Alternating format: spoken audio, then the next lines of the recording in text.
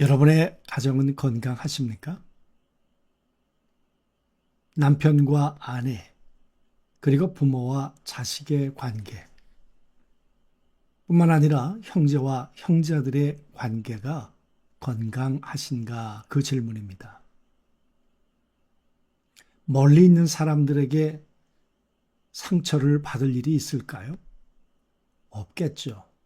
함께 밥을 먹고 한 이불을 덮고 한 집에서 사는 사람들, 그 관계 속에서 상처도 주고 아픈 기억도 주고 그러는 거 아니겠습니까?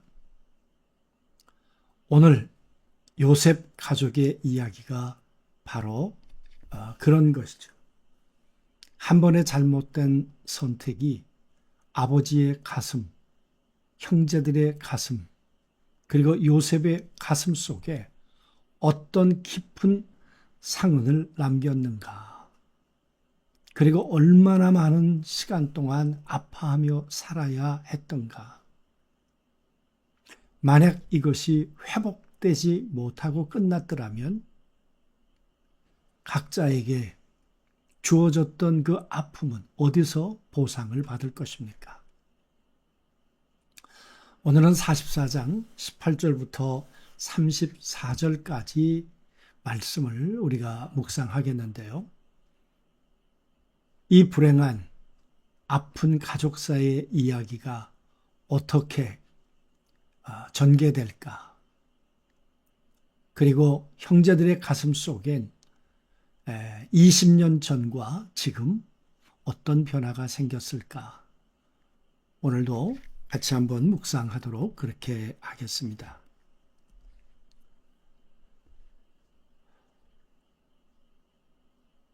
그 아이의 자루에서 발견되는 자는 내 종이 되겠고, 여러분 그랬는데 베냐민의 자루에서 바로 그 은잔이 나왔습니다.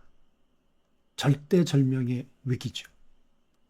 20년 전 동생을 버렸던 형들은 다시 한번 선택의 기로에 서게 된 것입니다. 막내를 버리고 갈 것인가?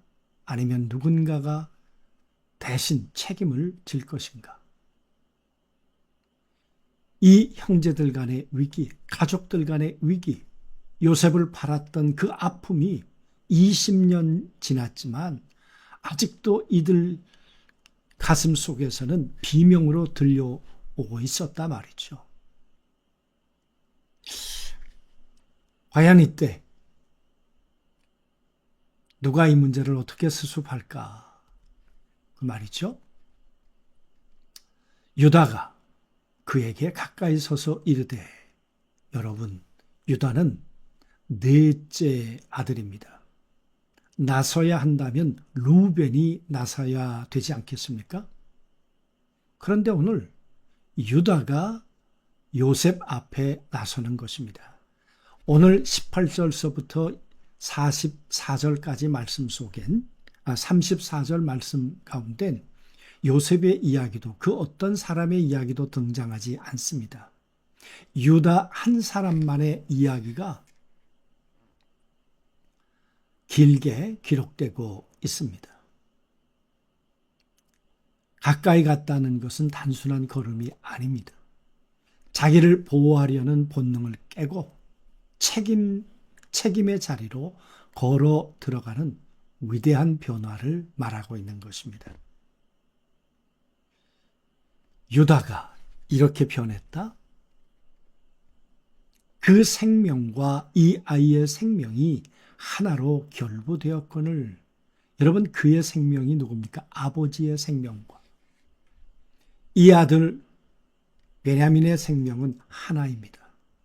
만약 이 아이가 올라가지 않는다면 아버지는 스월로 내려가실 겁니다.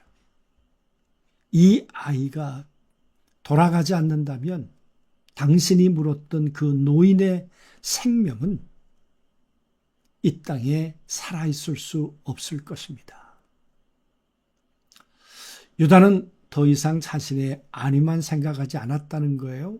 그는 처음으로 아버지의 찢어지는 마음과 타인의 눈물을 보기 시작했다 그랬습니다. 20년 전에 요셉을 팔 때는 왜 아버지의 마음을 생각하지 못했을까요? 아버지에게 동생의 옷에 피를 묻히고 가서 짐승에게 죽었다고 했습니다. 아버지의 마음을 알았다면 그렇게 말할 수 없었겠죠? 그리고 말합니다. 이제 주의 종으로 이 아이를 대신하여 머물러 있어. 여러분, 유다가 내가 대신하겠습니다. 베냐민을 아버지에게로 돌려보내 주십시오. 내 생명을 담보로 잡으십시오. 그 말 아닙니까? 내가 이 동생의 죗값을 내가 치르겠습니다. 어쩌면 창세기에서 참 아름다운 장면 가운데 하나일 것입니다. 사랑을 생존보다는 책임을 선택했던 유다. 기꺼이 자신을 내어주는 새로운 사람의 탄생을 우리가 보고 있는 것이죠. 예수님이 이런 말씀하셨습니다. 인자가 온 것은 자기 목숨을 많은 사람의 대속물로 주려 함이니이다. 유다와 예수님을 비교할 수는 없습니다만은, 그러나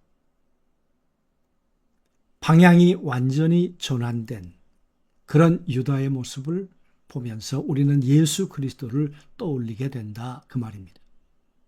이기심에서 자기 희생으로 나가는 유다의 모습, 훗날 인류를 위해 자신을 버리신 예수 그리스도의 그림자를 유다를 통해 보게 해 주었다는 거죠.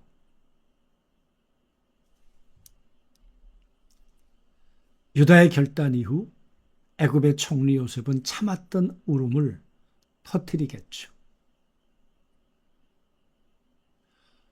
형제들 안에 처음으로 피어난 대신 죽는 사랑, 20년의 원망을 허무는 그런 순간이었을 것입니다.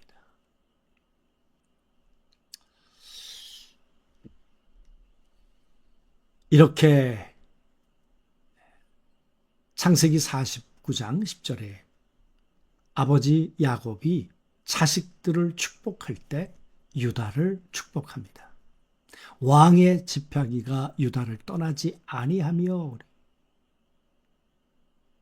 하나님의 역사는 가장 뛰어난 자가 아니라 대신 희생하는 자를 통해 이어져 간다는 거죠.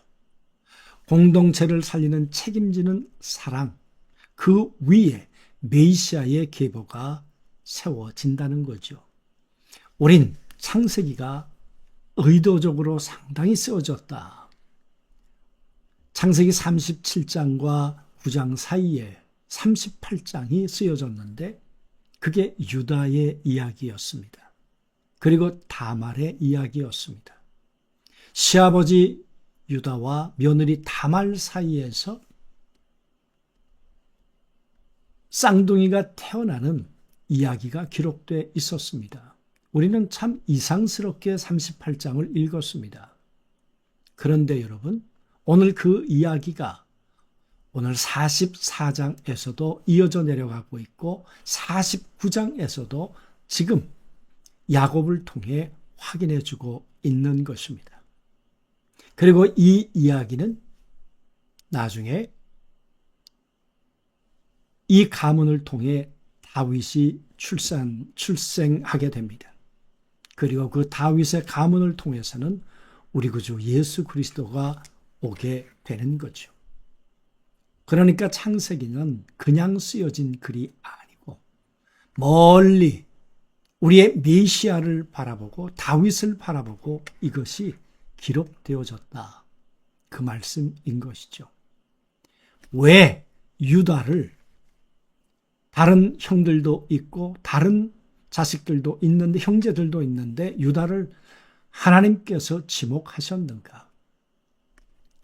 대속하려는 마음, 대신 감당하려는 그 마음을 하나님이 깊이 헤아리셨죠. 그런 마음이 있는 자, 그런 중심이 있는 사람들 가문이 그리스도를 받아들일 수 있다. 이 땅에 보낼 수 있겠다. 하나님이 이때부터 결심을 하셨겠죠. 형제들의 자료에서 나온 것은 은잔 하나였지만 사실 하나님이 꺼내신 것은 유다의 마음을 꺼내셨죠. 그리고 형제들에게, 우리에게 보여주셨죠. 20년 동안 숨겨두었던 죄책감, 외면했던 형제의 울음, 도망쳤던 책임이 마침내 애국 궁전 바닥 위에 쏟아져 버린 거죠. 그러나 놀라운 것은 그 무거운 죄의 자리에서 유다는 처음으로 누군가를 위해 대신 무릎 꿇는 사람이 되었다는 것입니다. 그리고 바로 그 자리에서 메시아의 길이 시작되었다는 거죠. 하나님은 두 눈을 열고 그리고 가슴으로 우리들의 동기와 태도를 보고 계시겠죠. 하나님을 향한 대속적 마음이 있는지, 하나님의 나라를 위해서, 교회를 위해서, 가정을 위해서, 누군가를 위해서 이 마음이 있는지를 하나님은 헤아려 보시겠죠. 그리고 그를 통해서 하나님은 놀라운 계획을 이루어 가실 것입니다. 오늘 이 말씀을 통해서 내가 짊어져야 할 자리에서 책임을 벗으시겠습니까? 아니면 감당하시겠습니까? 조용히 묵상하며 기도하는 하루 되었으면 좋겠습니다. 하나님, 이 긴 이야기를 통해서 결국은 유다가 누구인가를 드러내셨습니다. 그리고 그런 유다를 통해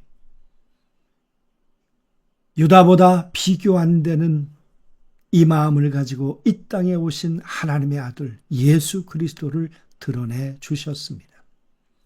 우리들에게도 유다처럼, 예수 그리스도처럼 대속적 마음으로 살아가는 오늘 하루, 아니 우리의 삶이 되도록 은혜를 더하여 주옵소서.